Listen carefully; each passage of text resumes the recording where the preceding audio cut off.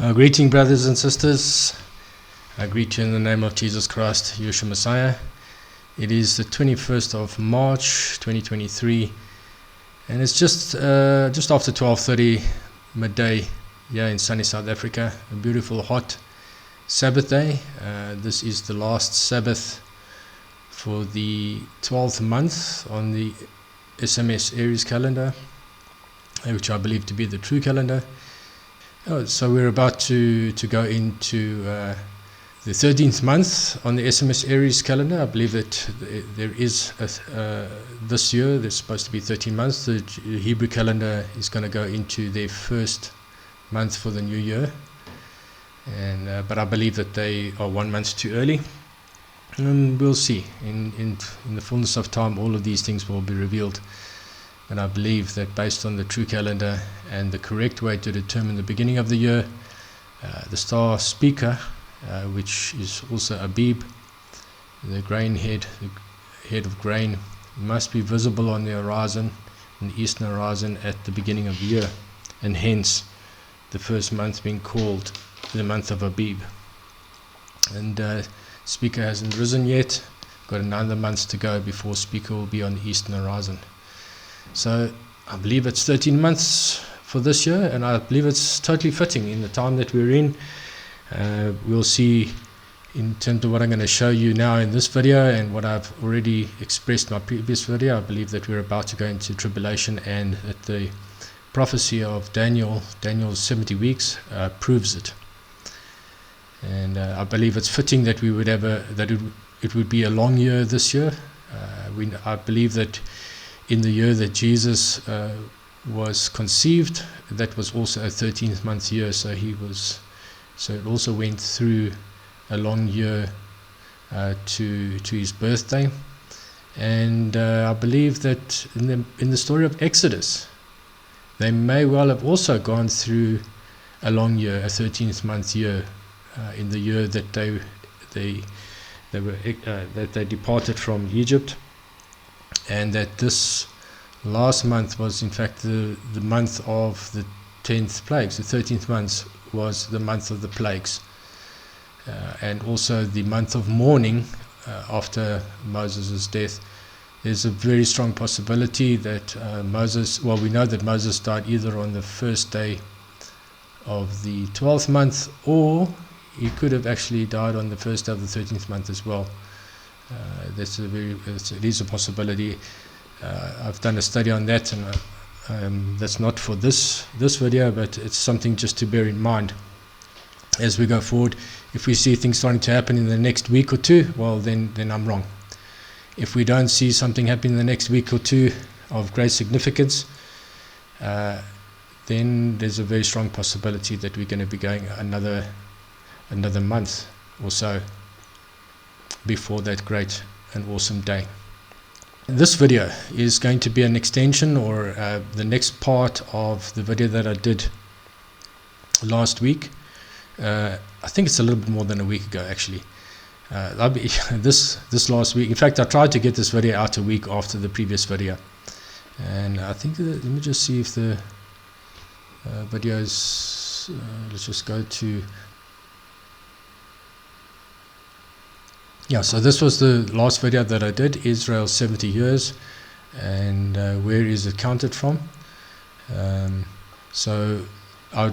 If you're watching this video now and you haven't seen this first part, I'm going to change the title here to include the name Part 1, because what I'm going to share with you today is I believe is super exciting, and it's an extension of what I discussed in this video. And I believe it answers some of the questions that were raised in this video. So I would highly recommend that you go through this video first. It's not very long, it's just over an hour. And because I speak so slowly, I'm sure that you can watch it on 1.5 speed and you'll still get the message. So very much recommended to go and watch that to understand what I'm about to show you today. What I do want to do is I'm going to just recap briefly now, because some of you may have watched that video some time ago. So let's just do a quick recap. In that video, I used this chart, and I created a chart which showed the 70 years that are allocated to Daniel, to the 70 years of Daniel.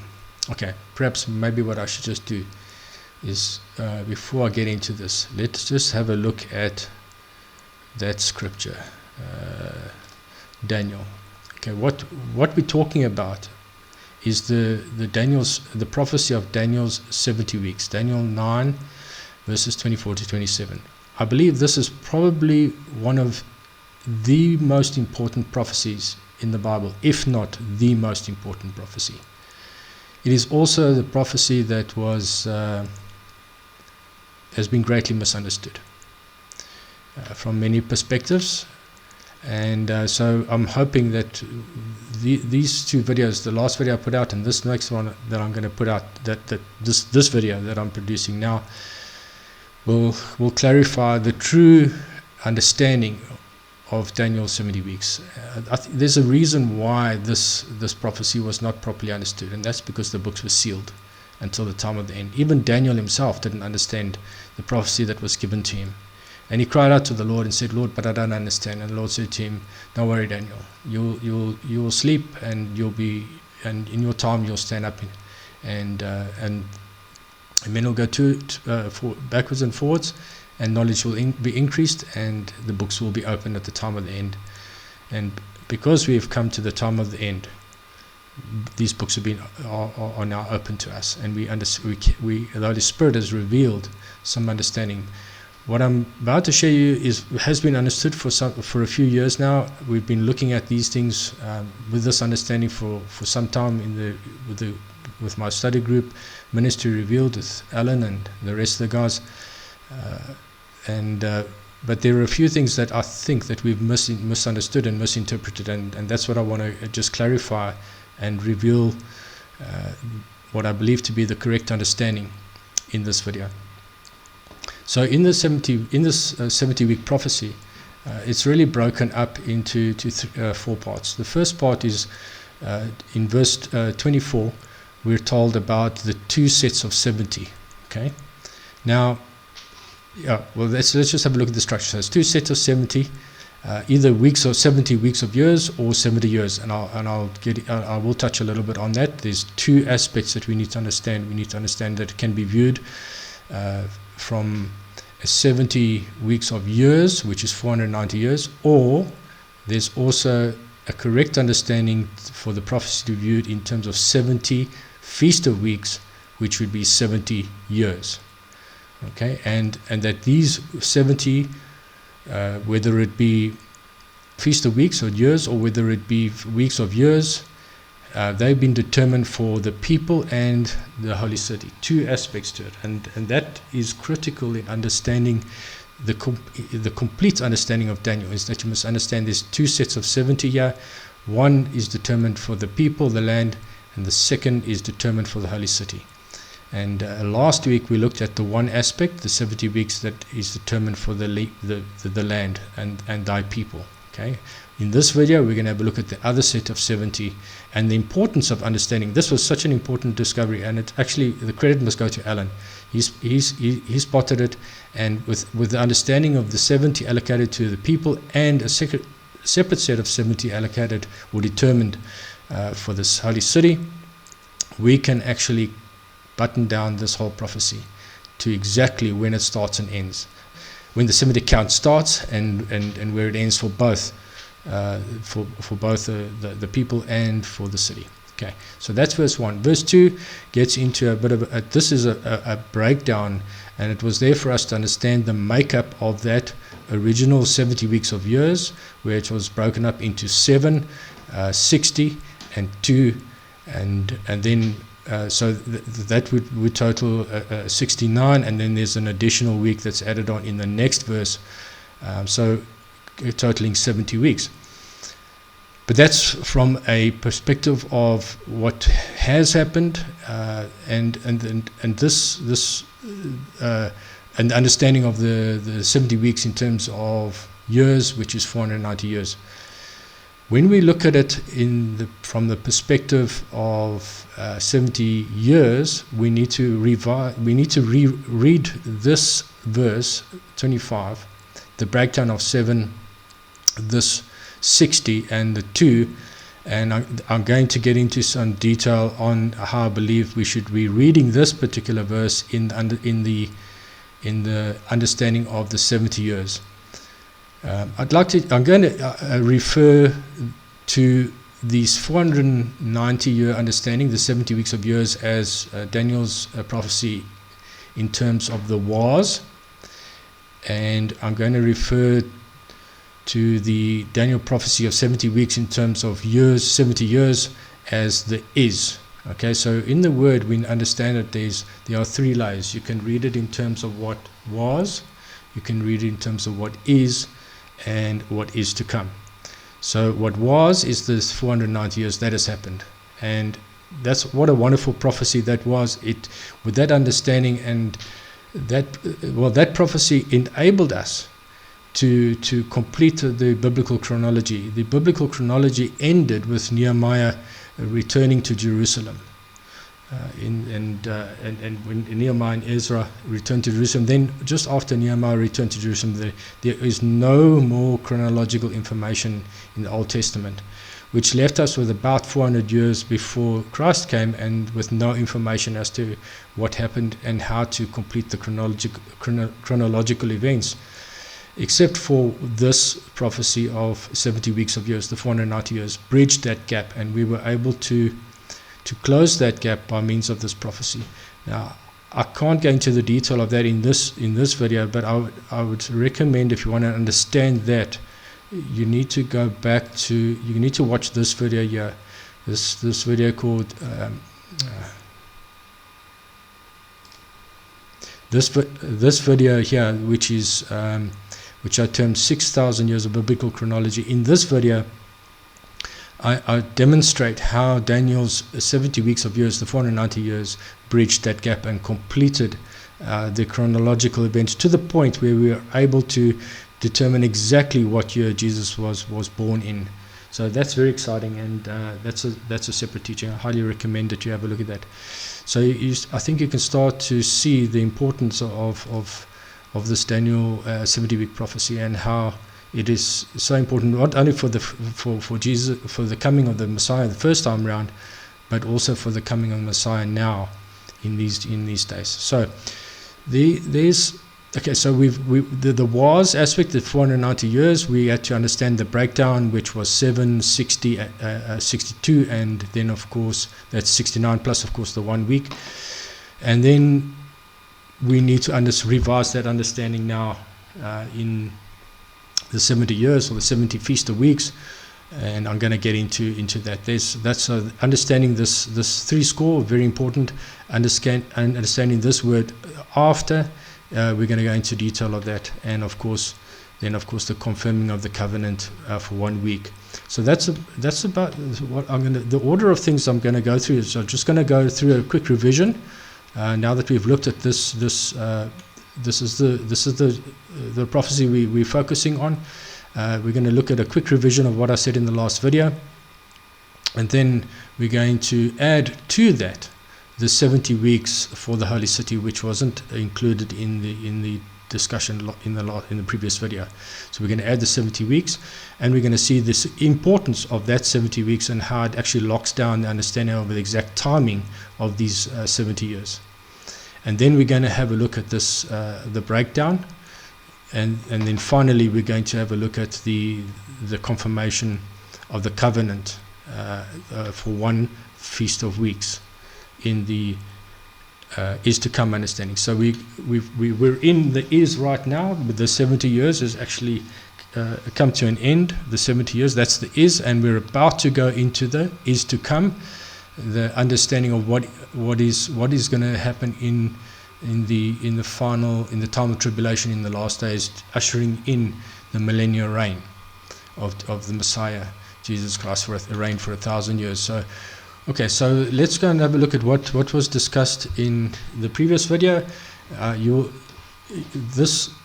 be familiar with this chart. Sorry, I've zoomed out a bit so that you got the whole chart. The text is probably a bit small on your screen.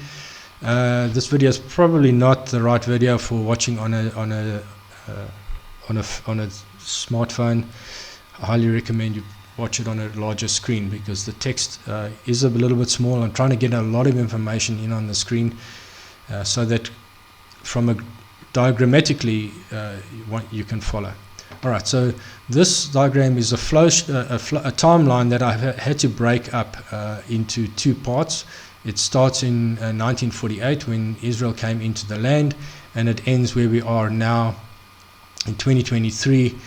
So we've got a timeline. I haven't got every single year detailed here, so I've got the three important parts that we discussed last week. Was the beginning part, where I believe the 70 weeks started, and then of course where we are at now, and the detail that goes along with it.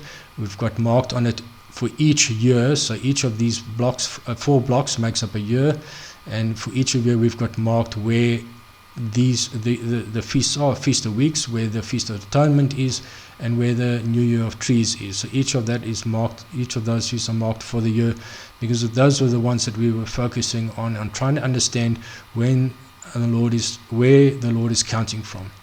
It was revealed that the first 4 years was not to be counted based on Leviticus 19:23, and so the count was to start after the 4th year, in the 5th year. So which means that if Israel came to the land in 1948, the count actually started in 1952.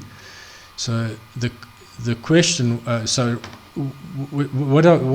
just to illustrate this point, what we have here is the birth of a nation where the first 4 years can be regarded as the gestation period. Just like we have a gestation period of 9 months, we're very much alive in our mother's womb. We haven't arrived, and only after we're born do we start counting our birthdays. So we disregard the time in the womb. The gestation period is generally disregarded, even though we were very much alive.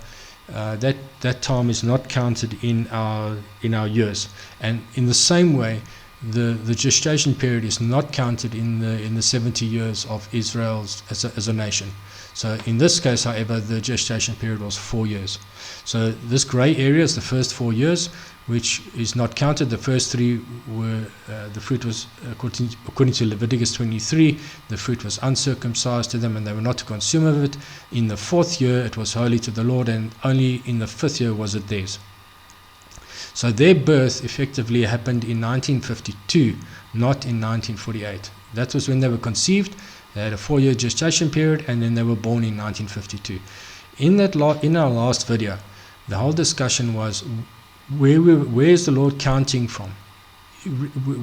Is he counting even in terms of the gestation period, the 4 years? Is he counting from the beginning of the calendar year? So in other words, from 1st of the first month, that was a possibility we looked at. Is he counting according to the Shemitah cycle?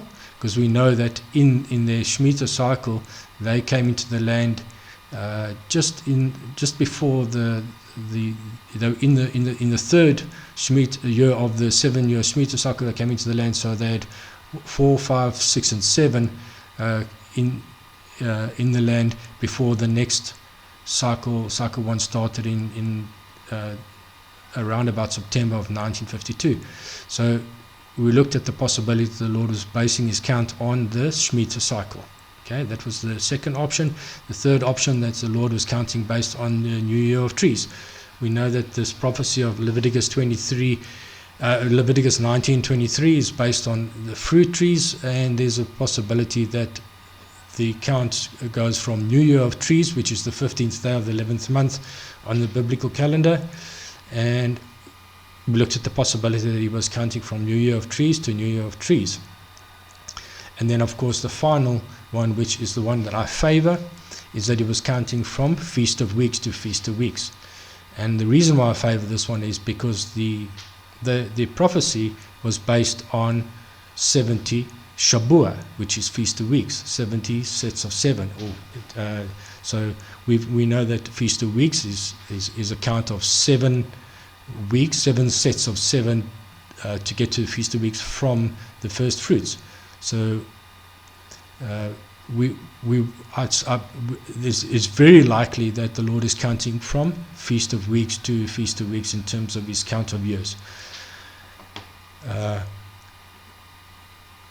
The other thing, of course, we need to also consider, I believe that a Feast of Weeks, which is a one-day feast, is singularly the most important day on Yahuwah's calendar. To illustrate that, I've pulled out of some scripture, and I think I've got it open here.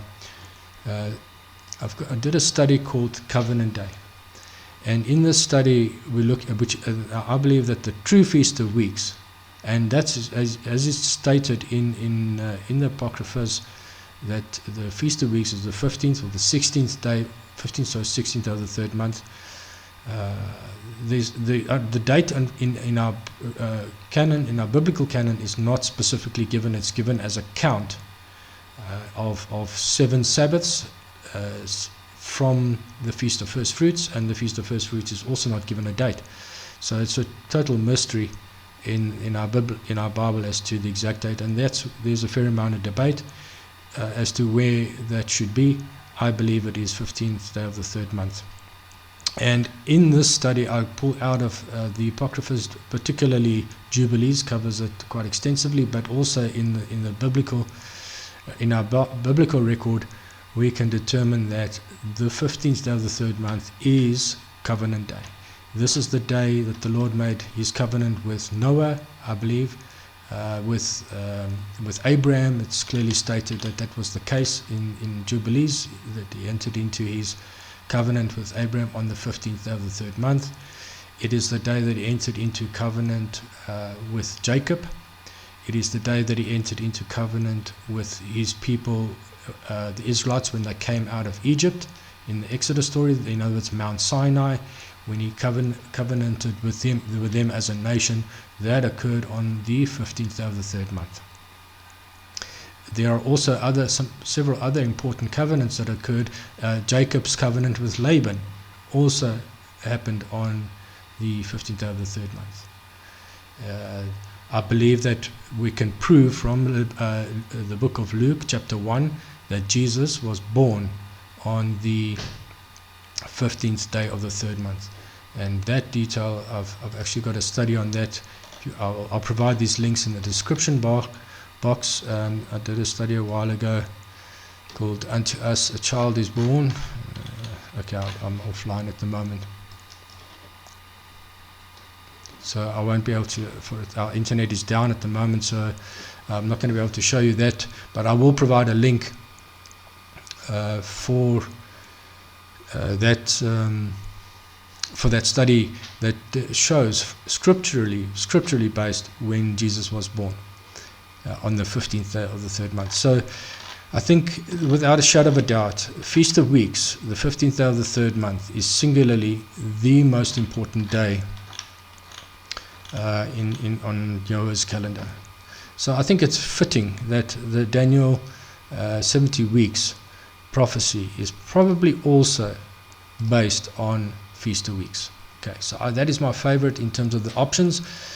The next debate that we covered in the last video was, where is the Lord counting from this Feast of Weeks or this Feast of Weeks? Okay, and the reason why we need to understand why there could be one or the other, why we had this question, is that although they were in the land here, they came into the land here on May 14, and within a few days, regardless of which calendar you consider to be correct, the Hebrew calendar or 1 month later version, Feast of Weeks occurred after this May 14th in that year. So they received the land. It was recognized worldwide as that the land was restored to them, and this would have been the first Feast of Weeks. Of course, it took some time to get a government established, and they only really had a government from the beginning of the following year, around about March. So from this point, they were a fully fledged nation with a government. So there is a possibility that we considered that maybe the Lord is counting from this Feast of Weeks and not from that one. Okay.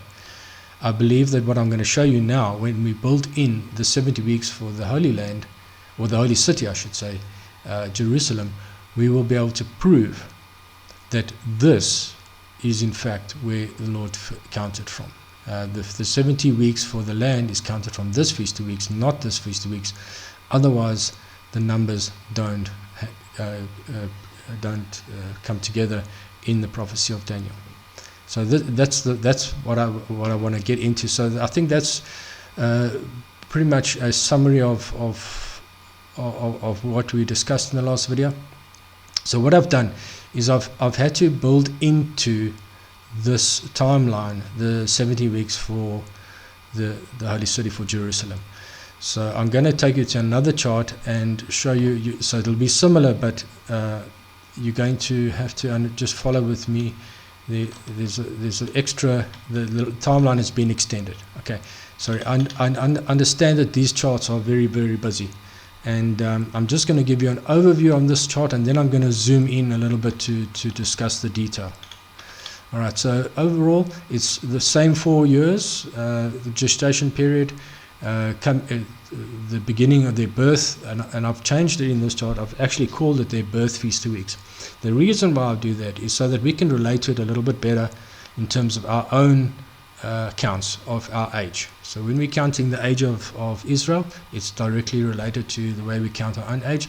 So when we're born, we don't count that as a birthday. We know that is our birthday, but at the end of the first year, we count it as our first birthday. So that's the way I've labeled it. So this will be first feast of week, which is first birthday. So that was where they were born. That's their first birthday. Okay. Nevertheless, this must be considered as, in the terms of the feast, that must be counted. Okay. The day that they were born is a valid. So we would.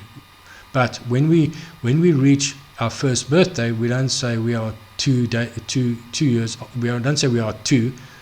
We are 1. It's our first birthday. Okay, even though there's 2 feast of weeks in this, it's still our first feast of weeks.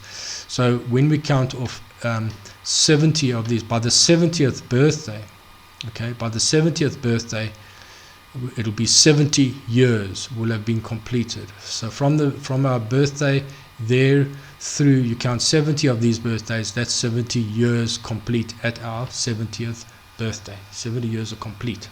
Okay, so we remain 70 until we become 71. So we can, and that was what I stressed in the last video, was the importance of understanding the term these 70 years, referring to Zechariah chapter 1, where the angel of the Lord refers to these 7 years. How long, Lord, will you not have mercy on Jerusalem and the cities? These 70 years. So these 70 years is valid from the time that you are 70. Okay, and you cannot refer to these 7 years until you have completed 70 years. And however, you can refer to these 70 years for 1 year until you become 71. When you become 71, it's no longer these 70 years, it becomes these 71 years. Okay, so there's this time of a year that you can refer to these 70 years, and that is why I believe that even though they've already turned 70, they are 70 until they become 71. However, as I said in the last video, if Israel as a land reaches 71 years, then scripture is broken. So they cannot reach 71 years. They cannot reach 71 years of age. Otherwise, the 70 that have been decreed, that have been determined for them, will have been broken, and Daniel's prophecy cannot be broken. Okay, so that was what I've done in this timeline is from their birth year 1952, which is in the last chart. I've then added in the year when they received Jerusalem. Now we need to understand that up until 1967, June of 1967, Israel as a land had no sovereign control of the east part of Jerusalem, the part where the Temple Mount is. The ancient part of Jerusalem was not included in their sovereign territory. It was only after the Six-Day War, which occurred from the 5th to the 10th of June 1967, that they then claimed sovereign ownership of that East Jerusalem. And although it's been disputed for ever since, they still control that land. And that is where we need to start counting the 70 years that have been determined for the holy city, for Jerusalem. So that's why I've added in this section here. And then of course, when if you count, because now it's interesting to note that in 1967, when they got the land, from 1952, their birthday is exactly 15 years. Okay, exactly 15 years. Of course, it's 19 years from 1948 to 1960. It's 19 years, but remember the first 4 years is gestation period, and we don't consider that. So it's 15 years from their birthday to when they received Jerusalem. 15 years. That's a very significant number, and those of us that are here at Ministry Revealed will understand it very clearly, that the final years is 15 years. 14 years of tribulation, and then in the final year, the Jubilee year, is the restoration of the land to the people. So this is a very important number, and I'm going to show you that in Daniel he actually gave us 15 years. In the prophecy of the 70 weeks, he actually gave us 15 years. We just didn't see it, and that's what I want to show to you guys in this video, is this 15 years is in that prophecy. Alright, so I don't think anybody can alright, so let me just complete so I've included that section in and I've had to shift the time where we are at the moment in 2023 excuse me, that that's still included in the timeline, but I've then added on the end of the 70 years for the holy city, for Jerusalem. The end of the 70 would be in 2037. In 2037 would be the end of the 70 years that are determined on the holy city Jerusalem. So I've added that to the end of the timeline. Okay, so so there you have an overall, we've got the gestation period, and then we've got from their birthday all the way through to the time when Jerusalem 70 years ends. And it's fitting. Now I'm just going to zoom in a little bit, and then I'll still move around. I know these charts are busy, but bear with me. I'm going to go with you guys in detail. Okay, so what we see here, let's have a look at let me just bring this a little bit more into the picture. Let's focus a little bit now on the 70 years for Jerusalem. Okay, so the 6-year war, and shortly after, it was literally I think a week or so, it was days, that the Feast of Weeks occurred. The Feast of Weeks was observed shortly after the 6-day war. So we can, and they claim that from immediately after the war. So there can be no doubt that the 70 Feast of Weeks that are determined for the holy city in the understanding must start with this Feast of Weeks, and it's this Feast of Weeks where the land was now 15 years old. From birth to this point they were 15, and this was when they received the holy city, and this would be the birthday or the birth Feast of Weeks for Jerusalem, would be this one. Nobody can argue, I don't believe that anybody can argue that would not be valid. They were in the land, firmly in the land. Government had already been in place for 15 years. They'd been farming the land for 2 cycles already. In fact, this was the beginning. This was already in the beginning of the 3rd cycle. So they were firmly in the land. That's the beginning of the 70 Feast of Weeks for Jerusalem. And if you count out the 70 weeks, there can be no doubt that Jerusalem turns 70 in 2037, and it just happens to, and that's certainly by no accident, that will happen in the Jubilee year. In other words, the cycle of sevens, the 7 Shemitahs, the 7 cycles of 7 will end at the at atonement, in that would be around about September of 2036, and that would be the beginning then of the Jubilee year, and it's in that Jubilee year that Jerusalem turns 70, the year that the land is restored to all the rightful owners and all slaves are released, and the reset year happens in the 50th year, which is also the first year of the new cycle. Okay, so that's by design. I have no doubt about it. Now, the interesting thing is we know that there is a 15-year gap. Okay, there's a 15-year gap between the beginning of the 70 years for the land and the beginning of the 70 years for Jerusalem. Therefore, there must be a 15-year gap between the 70 years for Jerusalem to the end of the 70 years for the land.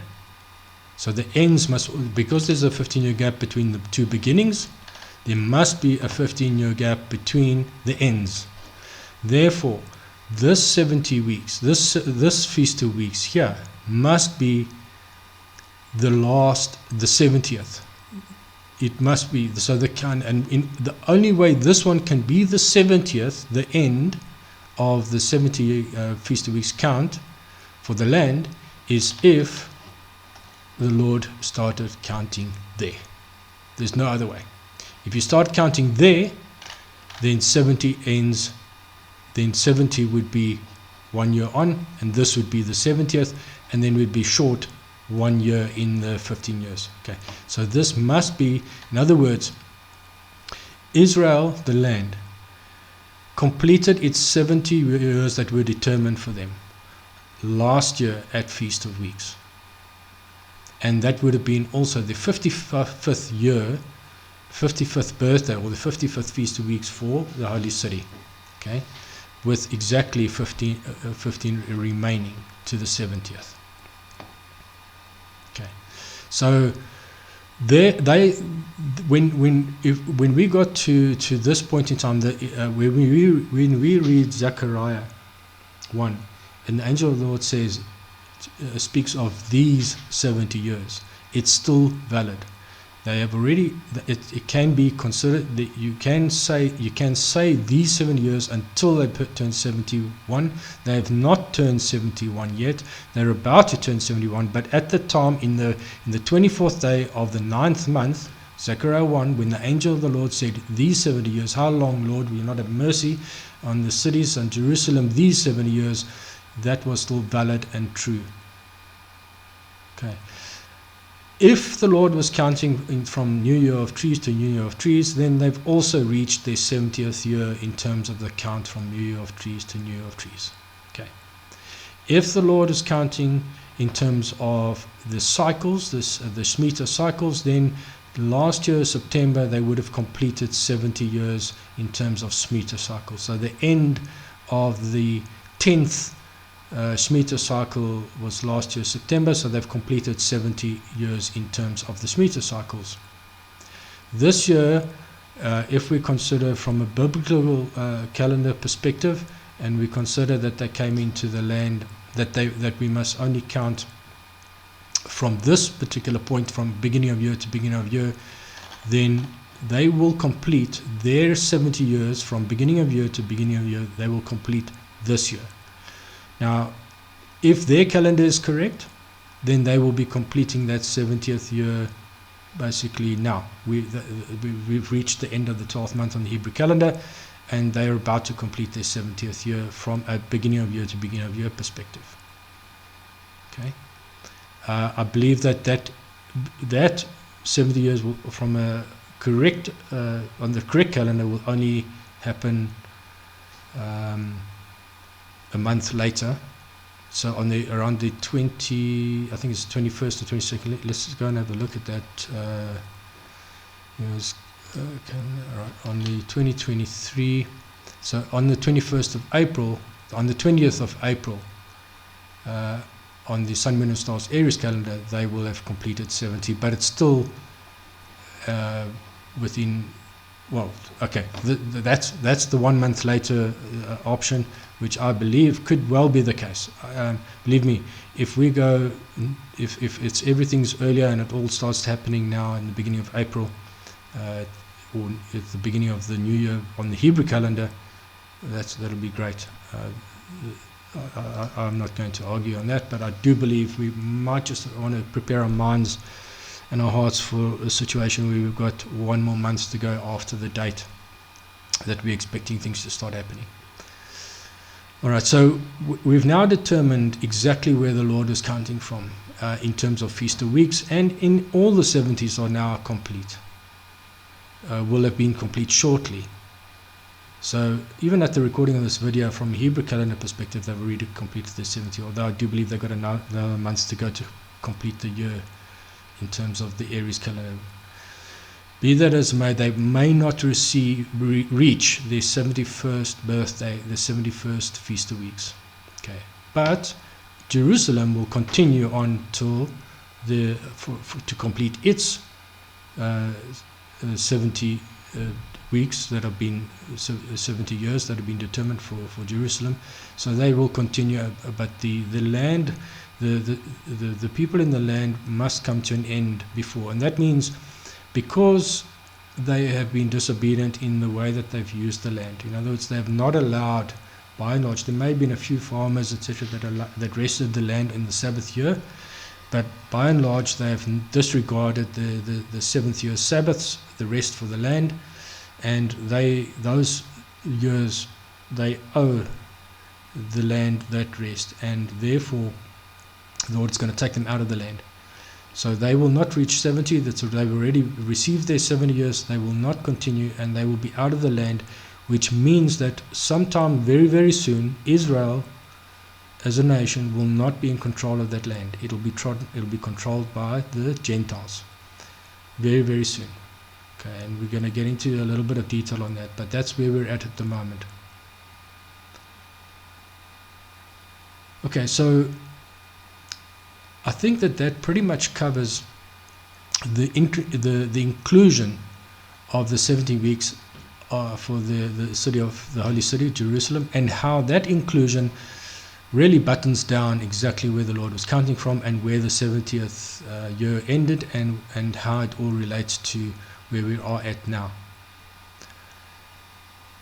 What I want to do now is I want to go into the next part of what I believe to be the correct interpretation of Daniel's 70 week from the next verse. It's from verse 25. So we covered the 2 sets of 70 weeks. That's built into our timeline now.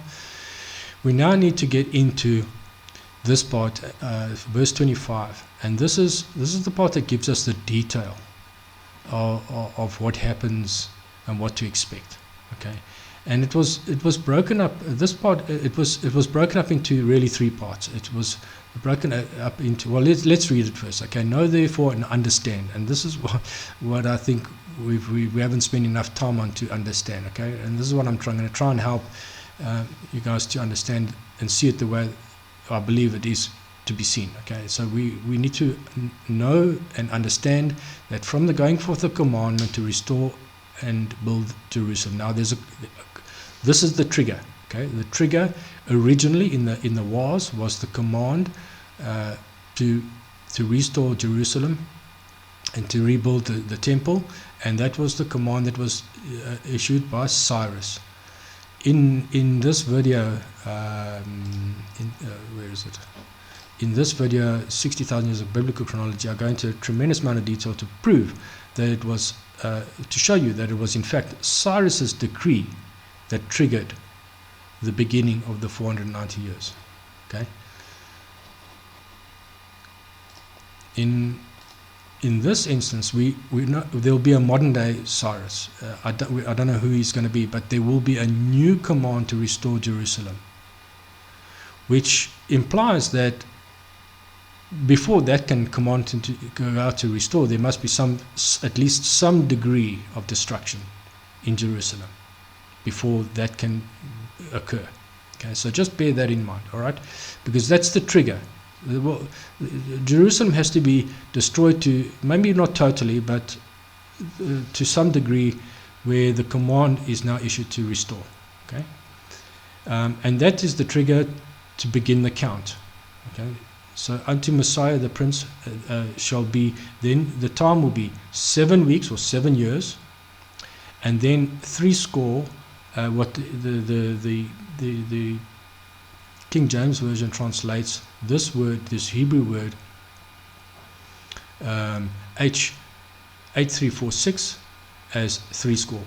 Okay, I'm going to get this 80 has been the problem. This is what prevented us from understanding this prophecy correctly. This 80. For some time we understood that this meant that this 80 and 2 weeks, this meant 3.5. Okay, it doesn't. It's not 3.5. When we get into the true meaning of the original Hebrew word for this 80, you'll see that it bears no relationship to what we understood. So we need to be consistent in our interpretation. If we consider this to be 7 feast of weeks, then this must be 2 feast of weeks. Now this one doesn't say anything, it just says 60. Okay, now let's go and have a look at this Hebrew word H8346. I've got it here. Okay, I'm going to zoom in a little bit more, so and then I'll zoom out. Okay, H8346. The word is, okay, Hebrew is not my first language, so please excuse if I pronounce this incorrectly. But the way I understand it is it's Shishem, okay, which is made up of 2 words. It's multiple of 6. So H8337 is 6. So this word is directly translated multiple 6. It occurs 59 times, and I think in virtually every instance, if not all instances, it was translated as 60. Okay, this term, so that's what the Hebrew word means. It's 2 words, multiple 6. In fact, all of these counts. While we're here, let's just cover them. This is 70, which is also multiple 7, is 70.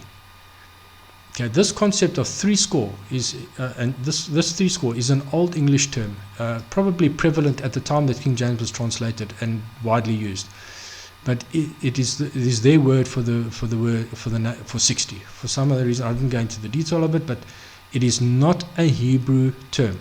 It was never a Hebrew term, and we need to go back to the root understanding of the root word of Hebrew, and that's multiple 6. That's what it is. And in most cases, the multiple portion is considered to be 10. Why? I don't know. I haven't been able to establish why, but every time, multiple 6 is considered as 10 times 6. Okay.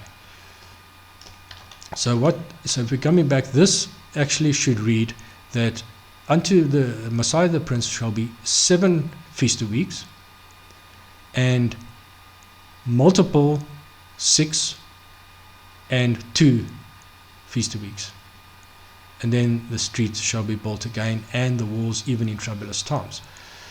So if we go back to the true understanding, in the was understanding, this multiple 6 was 60. So it was unto Messiah was 7 weeks of years, so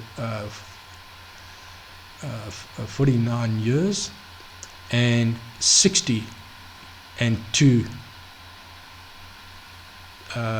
sets of 7 years. So it's 62 times 7 plus the original 7, which totaled to 480 years to Messiah, which would have brought us through to his baptism, I believe. Okay, I don't want to digress too much, but I think it's well worth just having a quick squiz at this.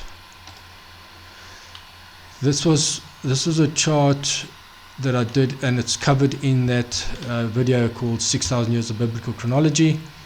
We understand that very, very briefly. This was this was coming to the end, the 70 years of exile in Babylon. Daniel was taken there as a young boy. He was there it was in the 68th year of his exile. so not his age, his 68th year of exile, that he received this prophecy of the 70 weeks. Okay, so it was 2 years before Cyrus became sole ruler of Persia. Those first 2 years, it was a dual rulership between Persia and the Medes, and Darius was the person in the seat. Cyrus was in the background, but it was at the beginning of that 2 years that Daniel received the prophecy of the 70 weeks. Okay, and he was told that when the command goes out to restore and rebuild Jerusalem, then that would be the trigger point for the 70 weeks of years, the 490 years. So, and that occurred. So we know that Cyrus became sole ruler. So Babylon was now completely controlled by Persia in their 70th year. And we are therefore able to, and we know from, based on biblical chronology, okay, I'm not talking about Ptolemy's canon or anybody else's, from a biblical chronology point of view, that was 454 BC. No question about it. Bible says so. Okay, if you want to understand that, go through that video, 6,000 years of biblical chronology, and you'll see that we know exactly what year that occurred. And when we take the 480 the years, so the 7 and the 62 times 7, that's 483 years. When we take the 69 weeks, when we take that forward, it was unto Messiah. Now, in Martin Anstey, the guy that put the biblical chronology together almost 113 years ago, 110 years ago, exactly actually, he concluded that the 483 took us through to the crucifixion, but I believe that was he misunderstood it. It was to the baptism when Jesus formally became the Messiah and he was anointed by the Holy Spirit. That was unto Messiah. Okay. And then, of course, we know that in the 7-year period thereafter, in the middle of that 7 years, 3.5 years in, that was when he was crucified. So the whole prophecy was perfectly fitted. And then we know exactly, we know that the Bible tells us that Jesus began to be 30. So if we go back 30 years from 29 AD, which is 483 years from 450, so 454 plus 483 takes us to 29 AD. And you go backwards 30 years, we know for a fact, biblical chronology, Jesus was born in the year 2 BC. I don't care what anybody says about when Herod died or whatever the case may be. Biblical chronology determines that Jesus was born in the year 2 BC. So that's the beauty about the Bible. You know what? We can stand on it. It's a rock, a solid rock, and there's no shaking that rock. So with a great degree of confidence, we can say we understand exactly when Jesus was born, exactly what year he was crucified in 33 AD. There's no debate about it, whether it was 29 or 30 or 31 or whatever the various options that have been put forward. No, he was crucified in 33 AD, based on biblical chronology, and it was Daniel's 70 weeks, the 490 years, that enable us to prove this. Okay. So just getting back now, so once again, we're in that situation. Now, just remember, there were the wise kings, the three wise men from the east, the kings from the east. They were able to determine the day, the year that Jesus was born in, based on this prophecy. Yes, they also saw the sign in the heavens, but they had this prophecy, and they knew exactly when when Cyrus put out the decree, and all they had to do was count off the years, and they knew exactly, and they understood, of course, that a male cannot become a priest until he's 30 years of age. So all they had to do was unto Messiah, go back 30 years, and they knew when he would have had to be born, so that 30 years later he could be anointed as Messiah in the 483rd year. So they did those calculations, and it's now our turn to do the calculations correctly and prove when the Messiah will come again in these end days, all based on Daniel's 70 weeks.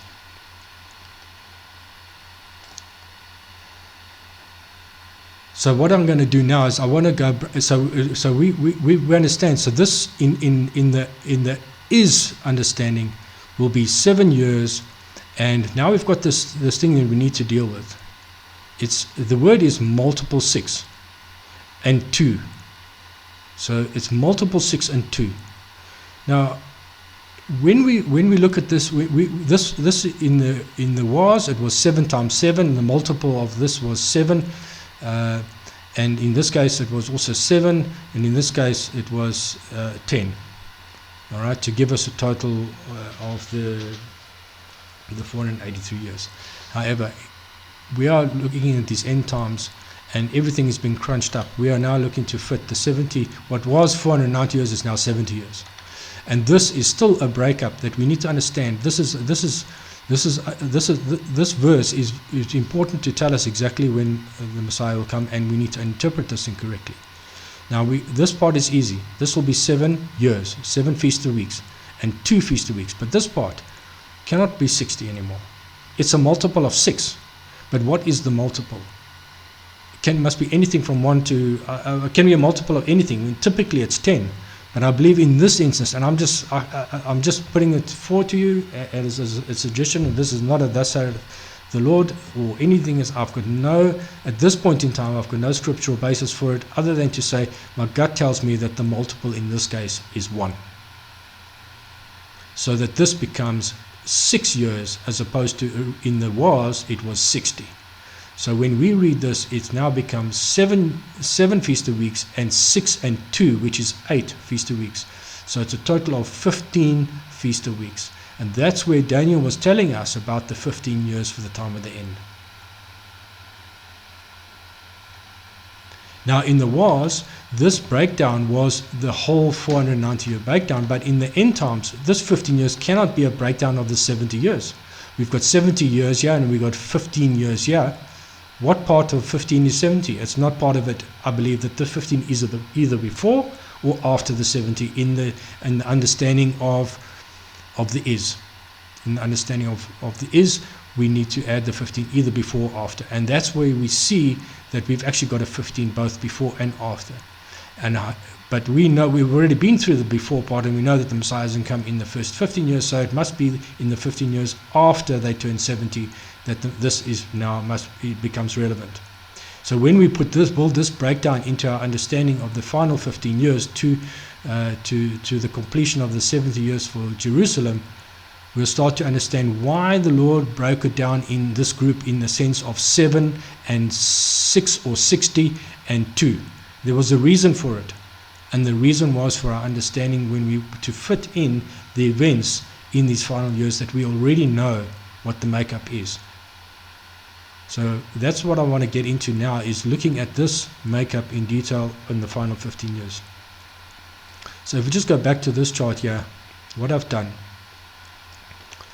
I'm going to just we want to look at the detail now of what happens of this 15 years, from when they turn 70 through to when Jerusalem turns 70. So what I've done, and this is I've created another chart which is detailed. Let's bring that into the picture. Okay, this is the same 15 years. Okay, there's the 70th birthday for the land and the people. This is the 70th birthday for Jerusalem, the city. This happened in around about June of 2022, and this will happen in 2037. Exactly the same. All I've done now is I've added in all the years. Okay, so we don't have a gap in the years. I've now got a block for each year. Okay, I know this is a bit busy chart, but I'm just going to orientate you through it so that you can follow. So we've got our timeline of 15 years, 1 to 15, okay, and you'll understand the numbering that I've given to it now. Okay, we understand that from Daniel's prophecy it was 7 weeks and 6 and 2. So totaling the 15. So it's 7 feast of weeks, 6 feast of weeks, and 2 feast of weeks. Okay. So just ignore all these other logos, symbols, and that at the moment. Just focus on the makeup. So if we from the 70th, if we count, and again, each one of these blocks is where the feast of weeks occurs in each of the years. Okay. So if we count from the 70th, if this becomes the first of the 7, okay, 70 is complete, and now they've got, now he says, they had 70, that's done. Then he says, when the command goes out to restore Jerusalem, there will be 7 feast of weeks and 6 feast of weeks and 2. 7, 6, and 2. Okay, and it's the same. Just by the way, it's the same pattern. It's a fractal of what happened the first time around.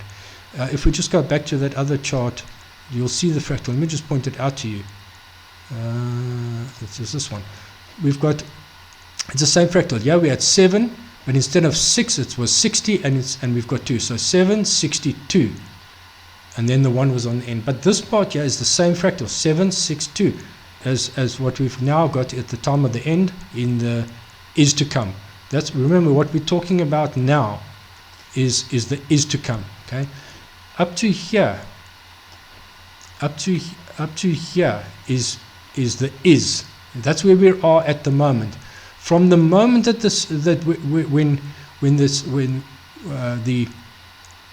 we're actually on the threshold of the is to come beginning, the final 15 years, the final 14 years of tribulation with the restoration in the 15th year in the Jubilee. We're at that threshold. We're about to go from the is, the 70 years, which falls into the time of the is, and we're about to go into the 15 years that's added on to the end, the is to come. So everything that we're looking at now is part of the is to come. This is what's about to happen. Okay. So in the is to come, the fractal is the same, 7, 6, 2, same pattern that we've seen before in the first time round. And then, so let's just have a look at how we understand. We at Ministry will understand this very clearly, that the end times, the final tribulation, is 2 sets of 7 years. 7 years for trumpets and 7 years, 7 years for seals, and then 7 years for trumpets. Now, I cannot go into the great detail of that explanation in this video. It will take too long. That's a whole separate teaching on its own. But please, I want to encourage you, if you don't already understand that the end of that the tribulation will be 2 sets of 7, 7 years for seals and 7 for trumpets, then I would highly recommend that you look at some of the links and the material that I will share in the bottom of the in the description box, so that you can get an understanding of the truth. The church has typically only seen this 7. Okay, they've seen this 7. They see the 7 years of Jacob's trouble. They've missed the 7 years for the church that comes before the 7 years for Jacob's trouble. All they see is Jacob's trouble, and so they've been partially blinded to the fact that there's a 7 years of dealing with the church. Okay, so I'm going to go into a little bit more detail on it, but let's just cover a little bit more on the structure. So we've got the 15 years, and it's made up of 7, 6, and 2. So if we count the Feast of Weeks that occur within these brackets, in the top, we've got this 71st Feast of Weeks would be the first of the 7. Okay, so that would be 1, 2, 3, 4, 5, 6, 7. 7 Feast of Weeks. Okay, this brings us into the end of the 6th seal and into the 7th seal. So in other words, the 7th seal will occur at the 77th Feast of Weeks, when although they won't be in the land from their birth in 1952, they would have been 77. Okay, but this period they will not be in the land. Okay, at this period they are now brought back into the land. And that's part of the detail to understand, that this is when the Lord brings them back after the 7th seal, and they come back into the land for the 7 trumpets. So let's just continue counting the Feast of Weeks. So we had 7 up to that point in time, and then we've got 1, 2, 3, 4, 5, 6 Feast of Weeks for that breakdown, and then we've got 1, 2. So the number of Feast of Weeks within this period fits exactly according to what Daniel told us, 7, 6, and 2. And it's broken down into what we understand to be the first set of 7 years, and the second set is broken up into 6 and 2. And I'll explain to you why this is broken up into 6 and 2. Okay, so that's the count of the Feast of Weeks. What I want to just get into now is just, I want to match, maybe just discuss how what we have come to understand from some of the other verses in the Bible, and how we came to one of the things that we understood that we had to, that was part of this timeline, was Psalm 90 and 10. So I just want to go to this page because it's nicely zoomed in. If we look at Psalm 90 and 10, okay, this was about the 70 years, because we understood that, and I just want to cover this because it's very important and it's relevant to what we're dealing with at the moment.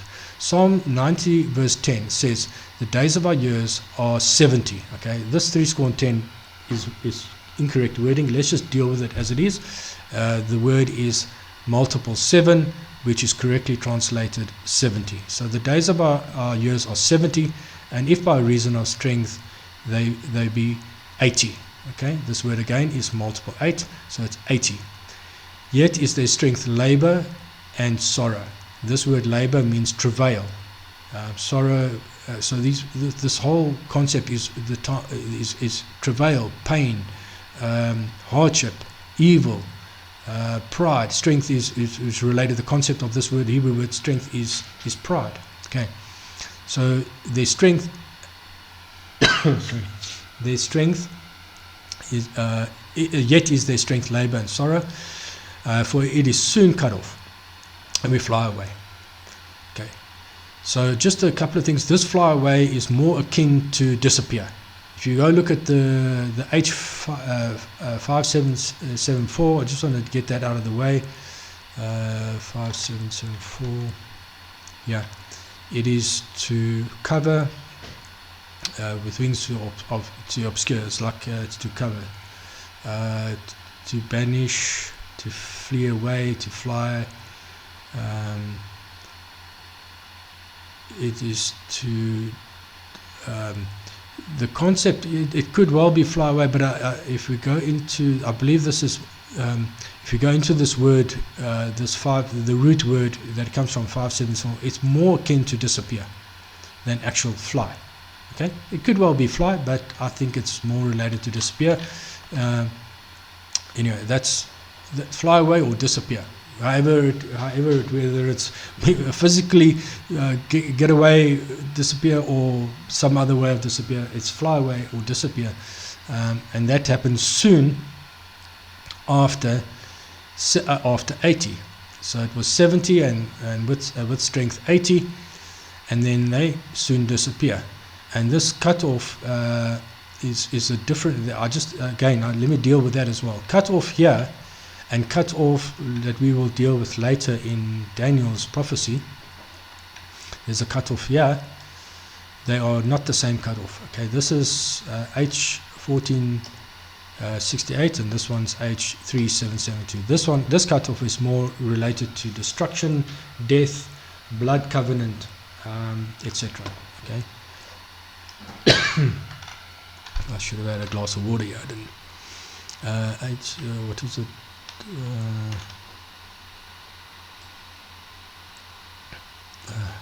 3772.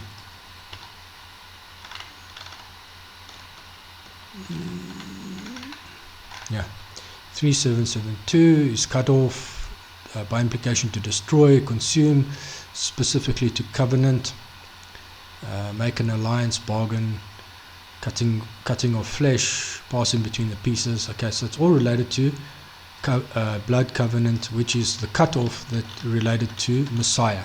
Okay, cutoff related to Messiah. This cutoff, H1468, is not the same. That is more like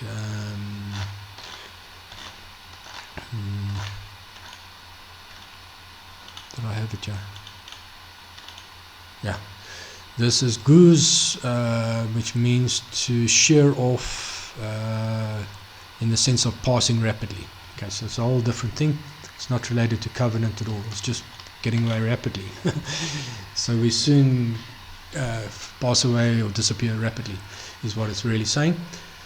But what I want to do now is see how does this 70 the days of our years are 70 and with strength 80. How does that fit into our timeline?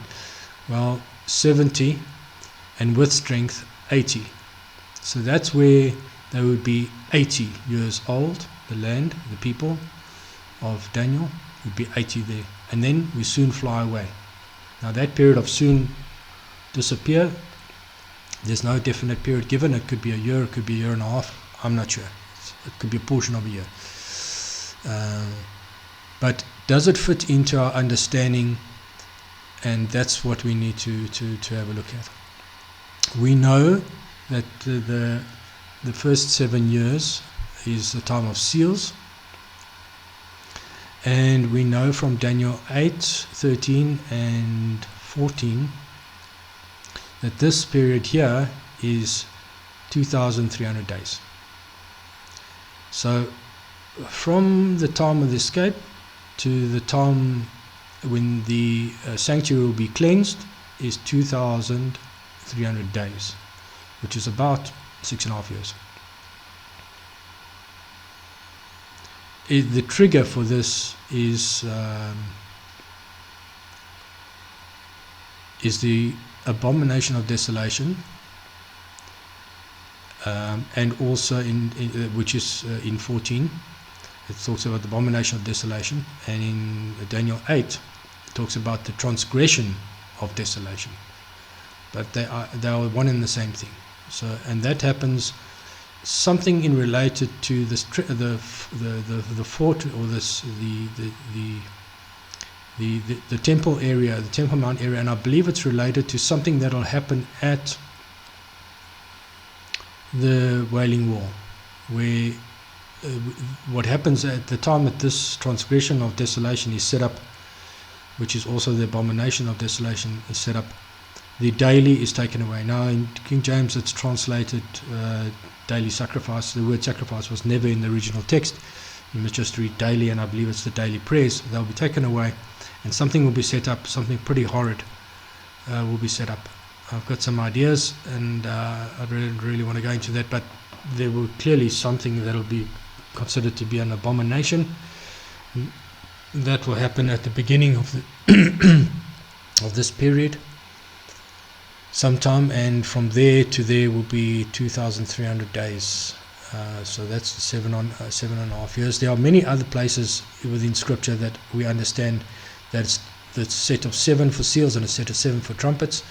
So please go into that detail and get it clear in your own mind. Prove it for yourself from Scripture that what I'm saying to you is valid and true. Okay. But in this, in the Psalm 90 verse 10, if we look at where they're 80 with strength 80, we know that they're going to be back in the land. They'll, after having been out of the land, that's the people of Daniel, be out of the land for 7 years, and then they'll be brought in the land, and they will rebuild the temple in this time period, and it'll be the time of according to the Scripture in Revelations 11 and 12. There will be 1,260 days where the witnesses will witness, and it speaks about the woman in the wilderness. Okay, that is this period of time, which is about 3.5 years, and then they fly away. So from the end of the seals, 3.5 years, 1 to 3.5 years, 1 to 3.5 years of trumpets. Sorry, let's count that again. 1 to 3.5 years of trumpets. We know that they will fly away, they'll disappear, and it'll be after they've turned 80. So that's where the days of our years are 70, and with strength, with tribulation, with pain, with anguish, 80 years. And we soon fly away. So that fits in our timeline perfectly in terms of the Feast of Week count. And then we know it's the final woes, the final 3 trumpets, and this it's at the 5th trumpet that the pit is opened. At this point in time, Satan will have lost the war in heaven. There's a war in heaven during this time between Archangel Michael and Satan and his angels, and they eventually lose the war, and they're booted out and they're thrown to the earth at the 5th trumpet. this now becomes a time of war on earth, with the people of Daniel having disappeared, taken to a place of safety for 3.5 years, time, end times, and half a time. So it's 1 and 2.5. They're taken to a place of safety, wherever that might be, and there will be war for 2.5 years, because it tells us in Daniel 12:7 that when Daniel says, how long will it be? He's told time, times, and half a time. So that's 1, 2.5. 2.5 years of war. So during this time there will be war on earth, and it's during this time that the witnesses are killed. I believe it will be towards the end of this 2.5 year war that the witnesses are killed. And you'll recall, I've actually got it here, so it's I think, did I put it in here? Daniel 11.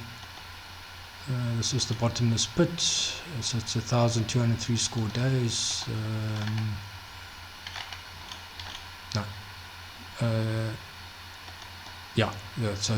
Revelation 11 is where the beast comes out of the bottomless pit.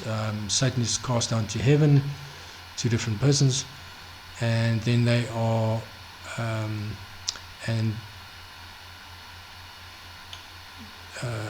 and they shall make war against them and shall overcome them and kill them. Okay, so referring to the 2 witnesses, and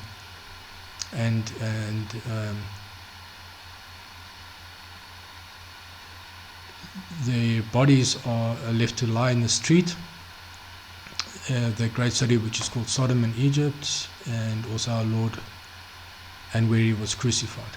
Okay, and they of the people and the kindreds and tongues and nations shall see their dead bodies 3.5 for 3 days and a half, and shall not suffer them to be. And then they stand up, and after 3.5 days, the Spirit of life of God entered into them, and they stood up on their feet, and great fear fell upon them which saw them. So this occurs to the 2 witnesses during that 2-year war. Now, there's a fair amount of debate as to who these 2 witnesses are. And again, but my brothers and sisters at Ministry Revealed will know that one of the witnesses is the Lord Jesus Christ, because he told us so. And it'll be he will be crucified. He will be crucified again. We know this for 2 reasons, well, for several reasons in the scripture, but for the 2 main reasons that I want to cover is, first of all, the Lord was not in the grave for 3 days and 3 nights, as most claim. He was raised on the 3rd day, which is about 2.5 days. So that prophecy in Matthew 12:40 let's just have a look at that. So the cutting off from Messiah again in Matthew 12:40, for as Jonah was 3 days and 3 nights in the whale of the belly, so shall the Son of Man be 3 days and 3 nights in the heart of the earth. This 3 days and 3 nights occurs only once in the New Testament, where Jesus said that he would be 3 days and 3 nights as a sign, as Jonah was. But in every other place within the New Testament said that he was raised, and he would be raised on the 3rd day. The 3rd day cannot be 3 days and 3 nights. 3 days and 3 nights is the 4th day. It's the only way you can have 3 days and 3 nights in the grave, is that if you are raised on the 4th day. So this is prophetic. This was a prophecy. This has not happened yet, and it is for the time of the end. So we know that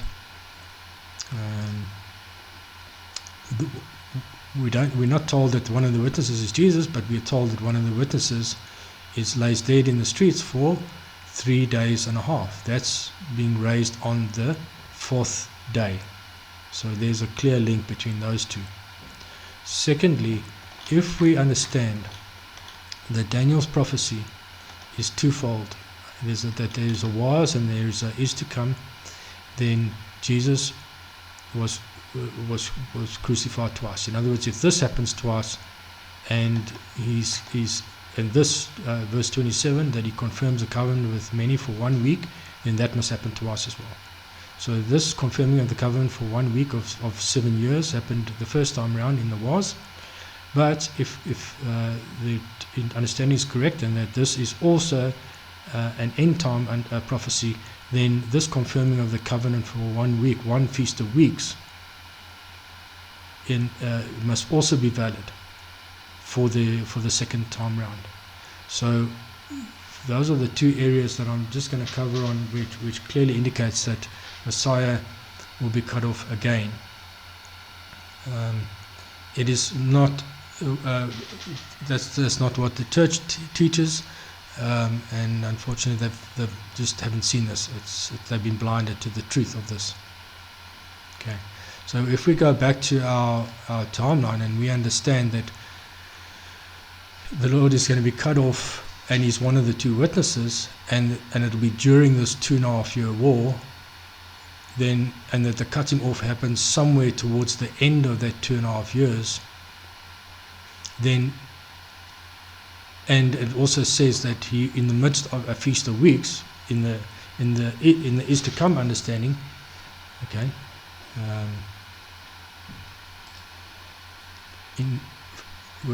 he will confirm a covenant with many for 1 feast of weeks.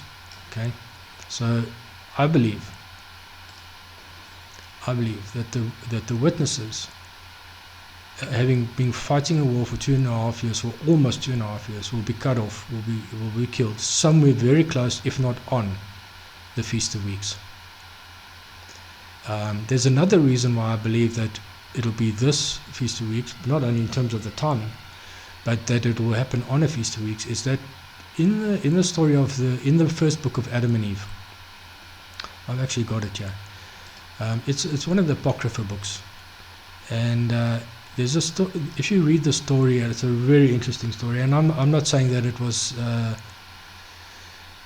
an inspired text, but whoever put it together had knowledge of, one, the timing of the feasts of weeks and when the feasts occur, and two, had knowledge of the fact that Messiah would be cut off twice, because it's in this book. And if you read the story, I've got it a little bit back to front.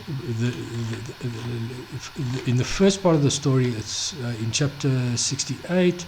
It speaks about the 84th day, and this time between the 84th day and the 92nd day, which, when you read the story, clearly relates to the time of unleavened bread. And basically what happens there is Adam is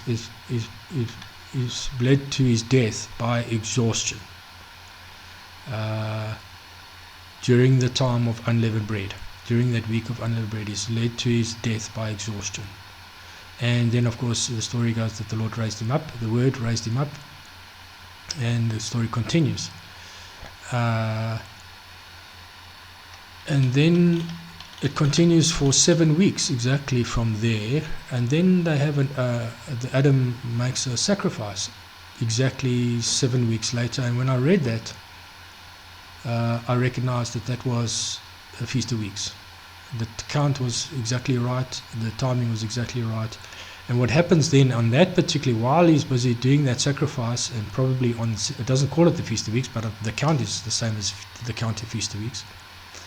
So it said that Adam continued to make an offering as he had every week, 3 times a week, until the end of 7 weeks, and on the first day, which is the 15th. Now you must remember, there's 2 calendars that we need to consider. The 15th in God's calendar, in God's eyes, is our 16th. Okay. In other words, the Lord does not count new moon days. I don't care what anybody says. I've seen it over and over, and I cannot unsee it. In God's eyes, the month is not 29 or 30, it's 28. He doesn't count new moon days at all. So 28 days, the days when there's light on the moon, is his days. The dark days, he doesn't count them. So in this book of Adam and Eve, where it speaks of 140 and 82 and 94, all of them are divisible by 7 perfectly, you need to understand that it's because the Lord does not count new moon days and the transition days. In other words, in some months it's 2 days, and some days it's one day. So this 15th day would have been the first day of the week.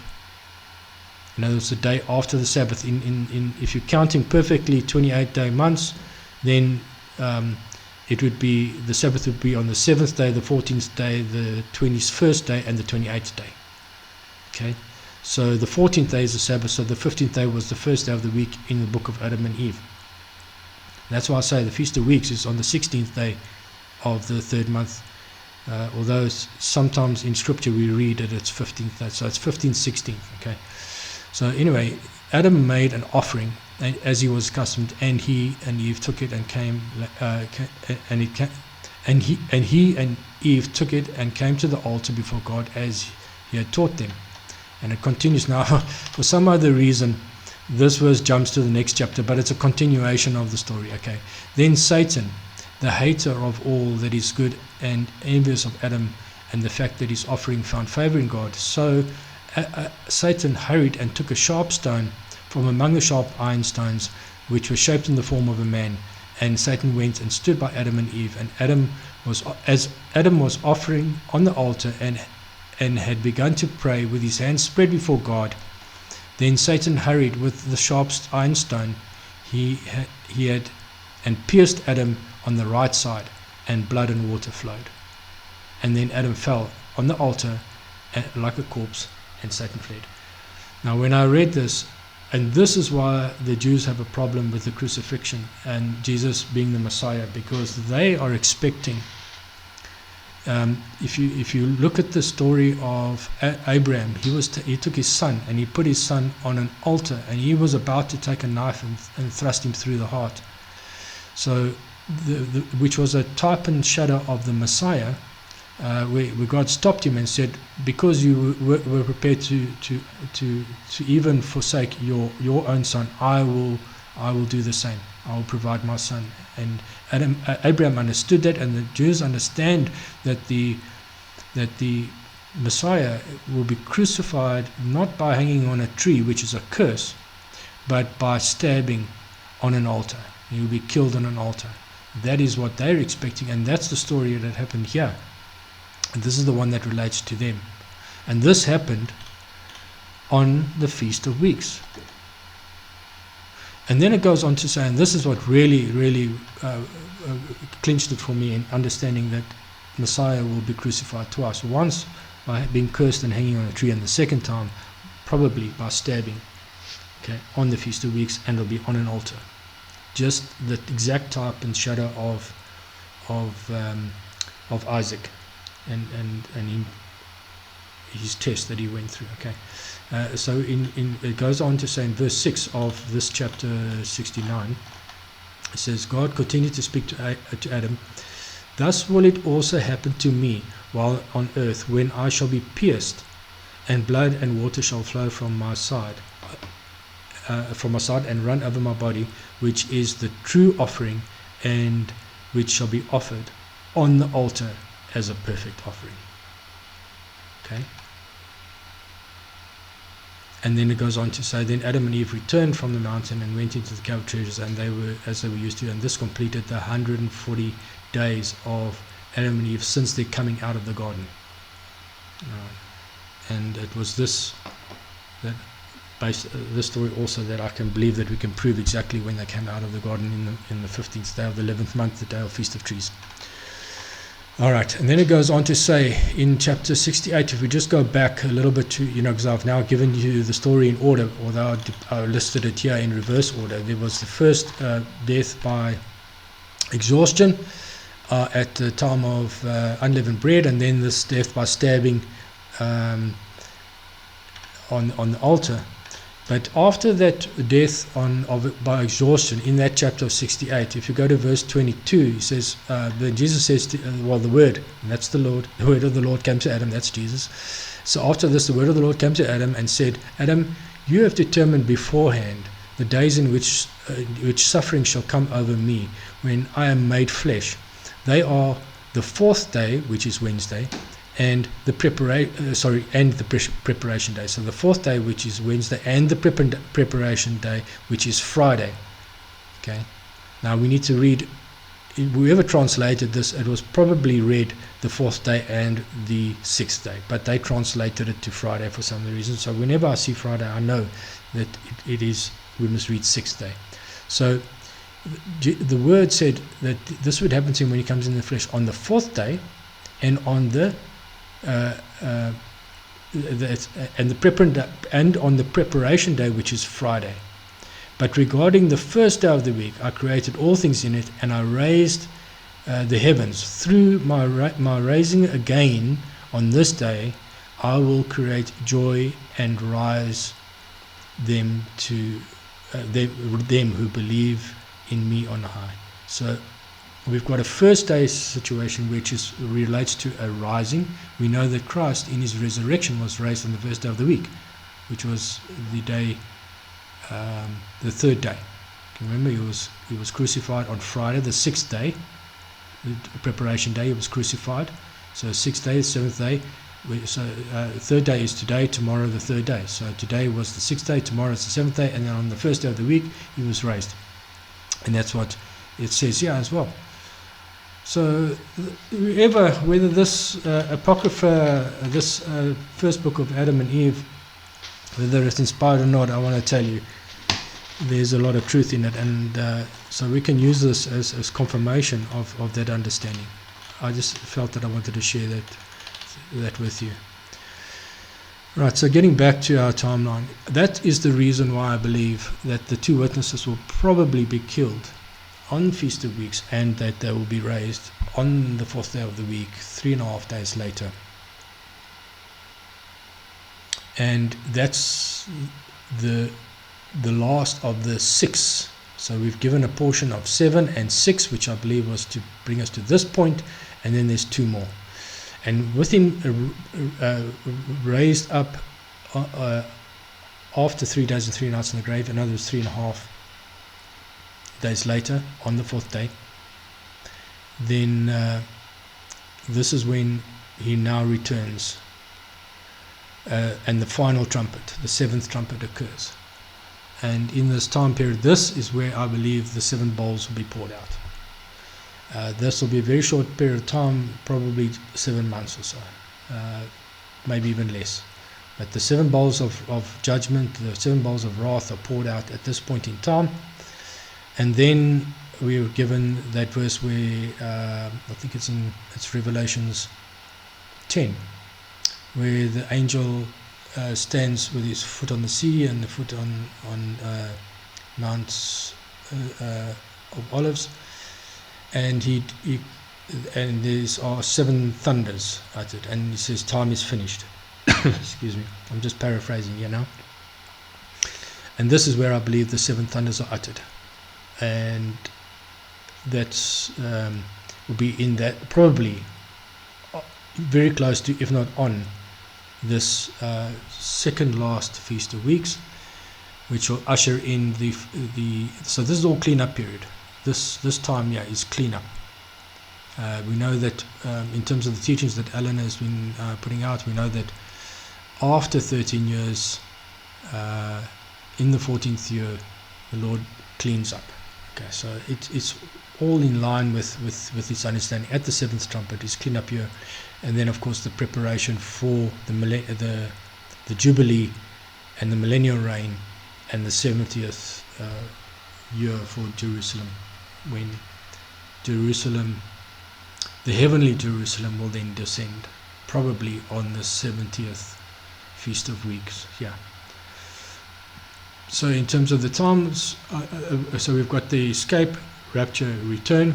We've escape happening before. Now, in these seals, we know that the seals are not necessarily all exactly at the year apart. I believe the first seal will happen, I believe, definitely before this next Feast of Weeks. And then that's the White Horse Rider, which will be the time when they speak of peace and safety, and the time of the 40 days of the Messiah. 40 days of warning, as Jonah was a warning to the Nineveh. You'll recall in Luke, the Lord said he would be, as Jonah was a warning, so he would be a warning, and Jonah was a 40-day warning. So there's the 40-day warning. The White Horse Rider happens just before the 71st Feast of Weeks, and then probably on or very close to this Feast of Weeks, probably just before this Feast of Weeks, I believe, will be on the 4th of July. Let's just have a look at that on the calendar, on both calendars actually. This is what I believe to be the true calendar, and I believe that this Feast of Weeks will be happening on the 4th of July. Remember, it's the first day of the week, 4th of July, and I believe that final attack and Israel losing control of the land will probably happen somewhere around here, around about 1st of July or so.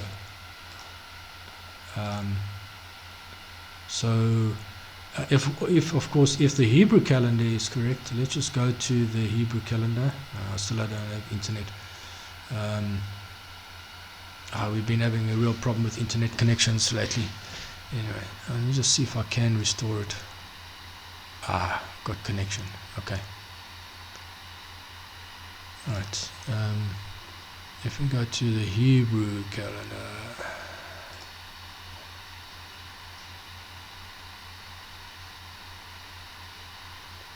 okay, let's change that to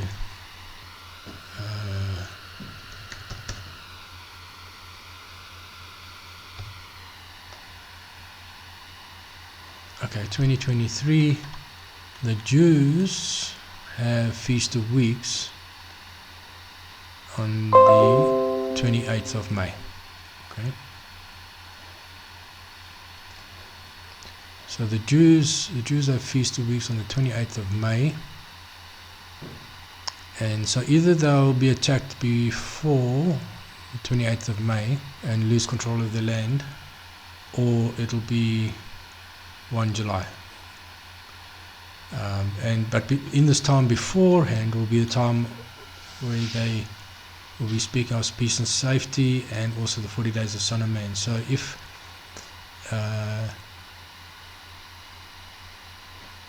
let's just go back to okay, you'll recall in the last video we spoke about the understanding that Israel can't reach this 71st Feast of Weeks, and we know that there's a period of 40 days, or let's call it 50 days, with the 7-day wedding. 50 days before that, we were looking at the escape of the bride, probably around about the resurrection day, which on the Hebrew calendar is 7th of April, and then a 7-day wedding, with Jesus returning for his 40-day warning, as Jonah was a warning for 40 days, with the destruction happening somewhere around the end, or just before about the 25th, 26th of May, and then losing control of the land, with this being a warning. Some attack happening probably at this time here, such that Jerusalem will be partially destroyed, and the decree or the command to restore, and them speaking restore Jerusalem, that triggers the final count of 7, 6 and 2, will happen probably around about there. So if however they are 1 month too early, then we're looking at the 70th, the Feast of Weeks happening on 4th of July, and the final attack happening somewhere early July, around about probably 1 July. Of course, the 50 days before that, we're looking at the escape of the bride happening on what I believe to be true first fruits, either possibly Resurrection Day, which would be the 6th of May, the 16th day of the first month on the true calendar, okay, 1 month later, with Jesus returning at first fruits on the 23rd day of the first month, and being the 13th of May for his warning of 40 days, and then an attack in this final week sometime before they turn 70 and losing control of the land, because they may not reach 71. So those were the two scenarios we looked up in the last video, and that was just a little bit of a recap on that. So that's the seals being released, and the Red Horse Rider. Then the Red Horse Rider is this at this point. That's when the Red Horse Rider goes out. Okay, or so it's either towards the end of May or it's early July. When the Red Horse Rider goes out and a great sword is given to him, then it's a time of tribulation, 7 weeks of seals, with the Antichrist coming into full power for the final 3.5 years, which will be about 2.5 years into, so after the kickoff, which will be the beginning of Third World War, 2.5 years in, the Antichrist is given 42 months to continue, and it also says that 42 months Jerusalem will be trampled, and the people and the host will be trampled. So this is the time of persecution, great persecution, 42 months, which is about 3.5 years, and this is all related to what we're told in Revelations 11 and 13. Okay, in this 3.5 year period. So that would be about from there to there until the rapture actually happens, which I believe will be also at the time of Passover, just before this final Feast of Weeks. Just before the 77th Feast of Weeks. This 77th Feast of Weeks, I think, will be the beginning of the rest. Time, half a year rest, to bring us in line with, so that, because if you look at the timing of the 7 years, the Shemitah cycle, you'll see that the seals are slightly out of time. The beginning of the seal periods are slightly out of time with the Shemitah cycles, but they're 6 months out of cycle, in fact, because everything is kind of getting going at the time of Passover. So this is all Passover stuff, which is not at the beginning of the Shemitah cycle. The Shemitah cycle goes from atonement to atonement, so it's about 6 months later. But when you've got half an hour rest for the 7th seal, that's about half a year. That means that will bring us back in line for the first trumpet to actually occur at the beginning of the final Shemitah cycle. And I actually believe that although the seals won't necessarily be exactly at the beginning of each particular year, they will be at a different time. I believe the trumpets will actually blast on the Feast of Trumpets every single year. And I think this will be much more regular on each of these, either Feast of Trumpets or on the Day of Atonement, which is the beginning of each 7 years, each year for the 7 year cycle, for the final 7 years. So it's very interesting that these trumpets, I believe, will be completely in sync with the Shemitah cycle to bring us through to the final 7th one being blasted just before the final year. This is the cleanup year, and then of course the atonement, bringing us and this atonement is probably very significant as well. So between these two, we've got that covenant that's being confirmed with many, and then we've got the Jubilee year. So just to go back to the scripture, so that's why I believe that this chapter 7, okay, so we've dealt with before I get onto that, we've dealt with the 7, 6 and 2, but we've now got this word after.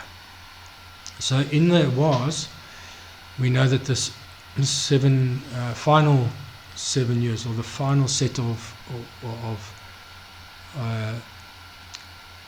the final set of 1 week was, so it said after 60, after the 62, Messiah would be cut off, but not for himself. So it was understanding, and it kind of it fits in the after picture. If we go to this chart here, the after, so after 62, 60, after the 62 is the cutoff. So, however,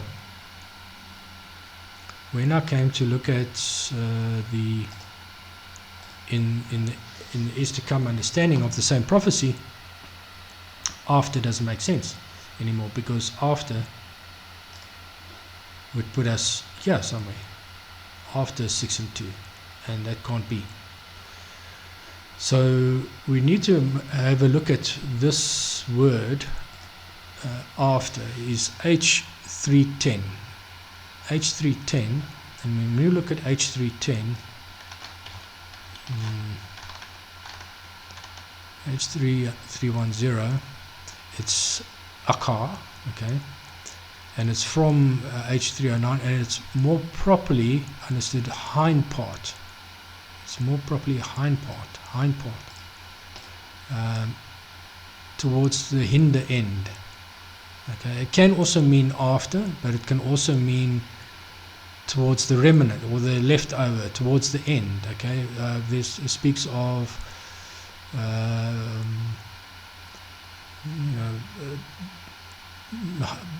the hind, behind or beside.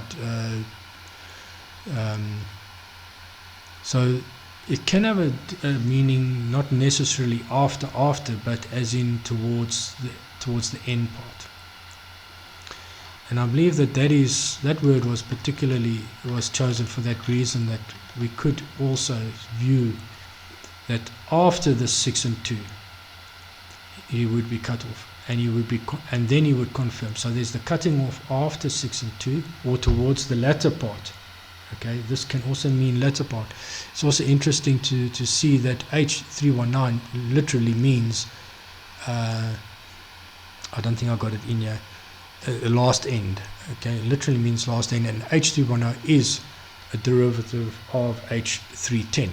So H310 and H319, which means letter end, are very, very closely related. The root word for H310 is, or H319 is H310.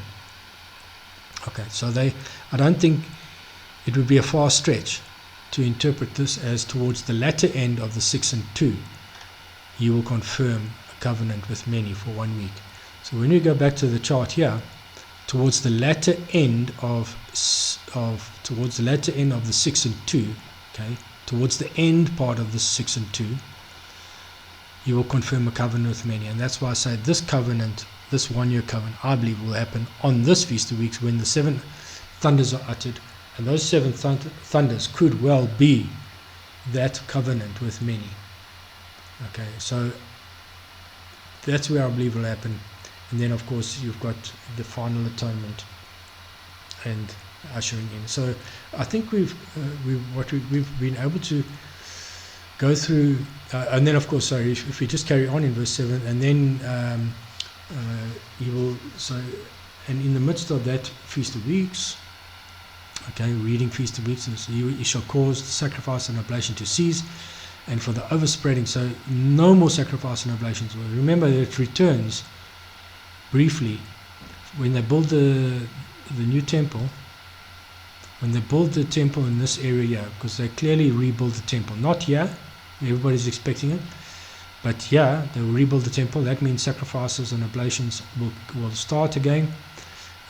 They will be brought to an end when they have to disappear, and then of course Satan sits in the temple. That's the second abomination of desolation, when the Matthew one. Remember, there's 2 abominations of desolation. There's the Mark abomination of desolation, where the abomination is placed where it ought not, and the second one is stands in the holy place. So the first one is placed where it ought not, is over here, probably at the Wailing Wall or the Western Wall, and the second one is in the temple, in the holy place, and that is Satan himself, where he ought, placed where he ought not, the abomination of desolation. So let's go back to that. So for the sacrifice, so he brings an end to all sacrifice and oblation, no more. In the millennial reign, the way I understand it, clearly they will not be doing sacrifices and oblations. He brings that to an end. Okay. And for the overspreading of abominations, he shall make it desolate, and until the end, until the consummation, and that determined shall be poured upon the desolate. So he will, for the overspreading of abominations, he'll make it desolate until consummation, and then there's this the pouring out of that determined shall be poured upon the desolate is referring to the seven bowls that are poured out. This is the final judgment, which are really, this is really disastrous stuff throughout all the earth. When you go and read it, a third of everything destroyed. So it's pretty hectic stuff happening in that time period. And then of course the end, but the cleanup here. So I think we can, with that, we've clearly covered the whole of what I believe to be the true understandings of Daniel's 70 weeks, both in the was and in the is and in the is to come. Now, there was a comment made in my last video that these things are, this being as complex as it is, should come with a script. So I think that the comment was valid and true. So let me just tell you, in trying to prepare this video, it's been about a week in coming. I tried to put it together a week ago and it just wasn't coming together. I tried again and it just wasn't coming together, and it's been a pretty crazy week. And so there's been a lot of attack and a lot of things getting in my way in getting this video done. Probably because the Lord knew that I wasn't ready to produce it, wasn't ready to put it out. And I had to do a couple of other things to complete. I had to update some documents, etc., where I had some things that were misunderstood. I had 2 documents, and I think we've got internet connection, so I can actually show you this one. 70 weeks. Okay, I had a document called Daniel 70 weeks, the was, the is, and is to come, which I put out some time ago. Within this understanding, I still had built in it the 3² understanding, being 3.5 years. So I've now updated it, and I've also had another document which I called Understanding the 70 and the 70. And when I looked at the 2, they were very closely related. In fact, there was a fair amount of duplication. That one too also had to be updated because of the 3² that I had incorrectly inserted in that document. So when I looked at it, I thought, no, these 2 documents need to be brought together. So I've revised this whole document and I've brought the 2 documents into one. And so this will be my 31-page script, as suggested by somebody. If this video is pretty much what I cover in this document, I've tried to cover, but in a little bit slightly different detail in the video. I still believe it'll be well worth reading. Having watched the video, it'll be well worth reading through this document as well. So I just want to cover the general layout of the document. As I said, it is 31 pages, so prepare yourself for a bit of a study. First of all, it's just the introduction to what we're talking about. In this document, I cover the controversy of the 82 years where Ptolemy's canon puts us out of sync with the biblical chronology of by 82 years, and that's what caused a great degree of confusion as to which decree triggered the Daniel 70 weeks in the was, understanding the 490-year understanding. So I'll cover that in great detail as to what actually happened there, and how with the help of Reverend Martin Anstey 110 years ago, we've been able to get to the truth of when Cyrus actually came into power and when that decree was actually issued. And when you take that into consideration, it perfectly fits. We are able now to complete the chronology, the biblical chronology. So that's what that covers. Then I discuss the concept of was, is, and is to come, and how we should be viewing that, and why we should read text in terms of was, is, and is to come. Okay, just to give you background on that. And then I go into the Daniel's prophecy in terms of the was, the 490 years, and explaining what we've already covered in this video again. Then we go into the prophecy of Daniel's prophecy in terms of the is, the 70 years, not the 490 years, that's the was. This is the is, the 70 years. We cover that in great detail with all the scriptural references.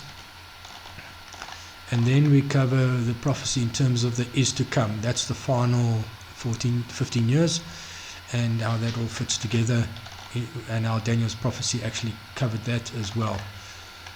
That's an extract of what you've already seen in this video, and then it goes on to just cover a few other details. Okay, the cutting off, the again, and why we believe it's again. The covenant with many. Okay, again, and referring to the covenant day. I think it's also linked to, we've got the covenant day and then the multiple raptures. Also some scripture reference as to why there is more than one rapture: escape, rapture, return. And I think that's okay. And then of course the 2,300 days. I haven't covered that in great detail in this video, but I'll leave that for you to read in this document. We are going to the explanation of the 2,300 days. And I think that was the last chapter. Okay. Yeah, okay, then it's just some resources. Yeah, so I will provide a link to this document so that you can download it and have a look at it. It's a PDF. And read it in your own time. I think with that, I think I've pretty much covered everything that I wanted to cover, and so this is a longer video than what I actually anticipated or what I would have liked, but I think this is such an important prophecy to understand in this time that we're at now, and the books are certainly open to us, and each day knowledge is increasing as we go to and forth through the scriptures. I just want to give a heads up to Uncle Jimmy. Thanks very much for sharing the last video on Facebook. There's been quite a great response. A number of people have subscribed. As I said in that video, I'm really not here to drive or create a massive following in a channel. I'm really just I'm using YouTube as a medium to get a message out. It's the only medium that I have available to me to reach a great number of people, and I think it's something that the Lord has made available to us for this time, so that we can help one another understand the scriptures. And I hope that what I've explained here makes sense, and I do believe from the bottom of my heart that this now is finally the true and correct understandings of Daniel's 70 weeks. And with that, I'm going to sign out. Amen.